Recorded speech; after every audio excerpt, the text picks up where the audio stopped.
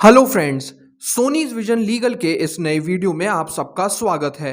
इस वीडियो में हम जानेंगे कि पेटेंट रजिस्ट्रेशन का प्रोसेस क्या होता है इंडिया में।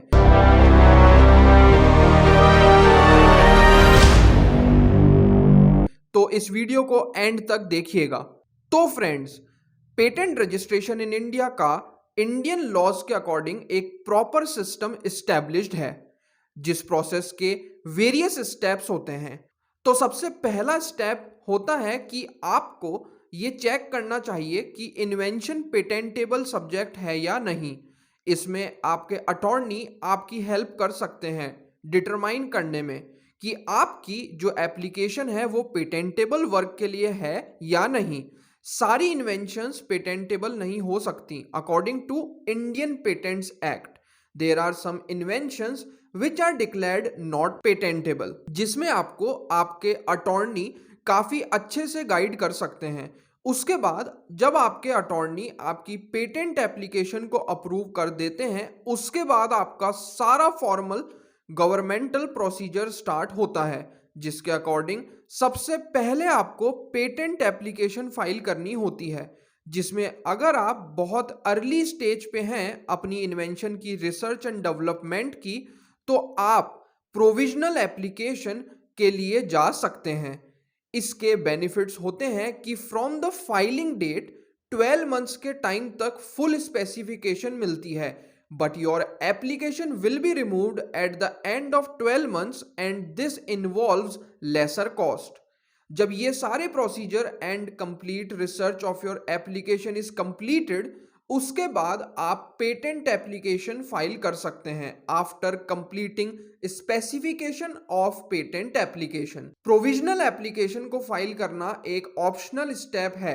अगर आपको अपनी इन्वेंशन की फुल नॉलेज है तो आप स्ट्रेट अवे फुल स्पेसिफिकेशन के लिए जा सकते हैं।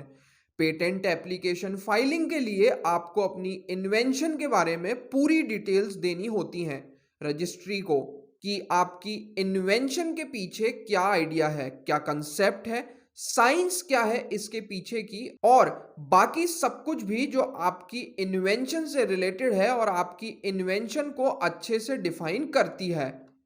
इन्वेंशन को डिफाइन करने के लिए जो जो इंफॉर्मेशन चाहिए होती है वो है फील्ड ऑफ इन्वेंशन, उसके बाद आता है what does the invention describe, फिर आता है हाउ डज इट वर्क, और आखिर में आपको बेनिफिट्स ऑफ इन्वेंशन भी डिस्क्राइब करने होते हैं। अगर उस इन्वेंशन पे आपने कोई रिसर्च डेवलपमेंट किया है तो उनके रिकॉर्ड्स भी होने चाहिए आपके पास, जो ड्यूली साइंड हो with the date of the concerned authority.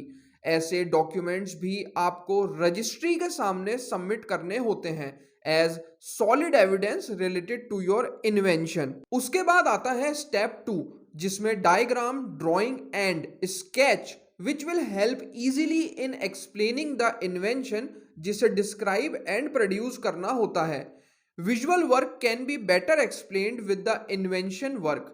Patent application में ये एक काफी इंपॉर्टेंट रोल प्ले करता है।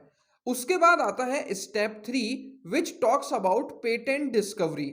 This is when your invention meets all the patent criteria according to Indian Patents Act. The criteria involves the certain basic standards which needs to be followed for being given patent protection in India. According to these basic standards set by Indian government, the invention must be novel and the invention must be non-obvious, and lastly the invention must have industrial application. उसके बाद आता है step 4, जिसमें publication of the patent application होता है, जिसके according जब आप अपनी पेटेंट एप्लीकेशन फाइल करते हैं कंप्लीट स्पेसिफिकेशन के साथ, उसके बाद आपकी application is publish 18 months after the first filing. अगर आपको 18 मंथ्स तक वेट नहीं करना है तो आप एडिशनल फीस के साथ अपनी इनिशियल पब्लिकेशन रिक्वेस्ट डाल सकते हैं, जिसके बाद the patent application is published as early as a 1 month from request. उसके बाद आता है step 5, which talks about request for examination. Patent application की स्क्रूटनी तभी होती है जब रिक्वेस्ट रिसीव हो जाती है एग्जामिनेशन के लिए controller will give the application to patent examiner, जो एग्जामिन करते हैं patent application on various eligibility criteria पे। Various criteria on which a patent application is evaluated are patent object, newness, lack of clarity, inventory steps, industrial application, and by enabling. The examiner makes the first examination report of patent application upon review of such conditions. इस process को patent prosecution भी बोला जाता है। उसके बाद आता है step 6 which talks about answering the objection if any objection is raised, जिसमें based on the examination report जो भी ऑब्जेक्शन रेज होता है उसका आंसर देना होता है। In this you should take the advice of a patent agent. इसमें यह प्रूव करना होता है कि your invention is patentable and meets all the patent criteria. उसके बाद आता है step 9 which talks about clearance of objections. जो भी ऑब्जेक्शन रेज हुआ है रिगार्डिंग इन्वेंशन या एप्लीकेशन के, वो रिजॉल्व हो जाए। इन्वेंटर के पास फेयर चांस होता है अपना पॉइंट प्रूव करने के लिए, ताकि वो novelty and inventive steps establish कर पाए एग्जिस्टिंग आर्ट्स पे। उसके बाद आता है लास्ट स्टेप, जिसमें जब सारी रिक्वायरमेंट्स कंप्लीट हो जाती हैं according to the rules and regulations of Indian patent act, then your application will be placed for grant.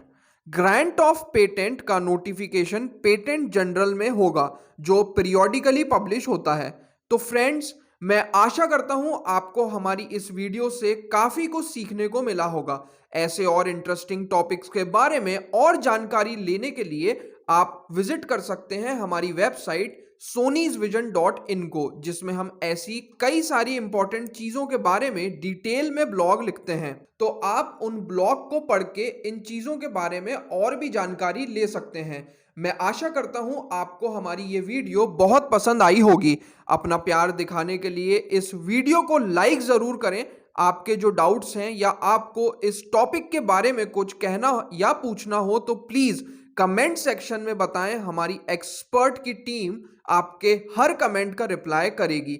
जाने से पहले हमारे चैनल सोनीज विजन लीगल को सब्सक्राइब करना ना भूलें और ऐसी कई सारी और इंफॉर्मेटिव वीडियोस को देखने के लिए बेल आइकन जरूर दबाएं। आपने इस वीडियो को यहां तक देखा, इसके लिए आपका धन्यवाद।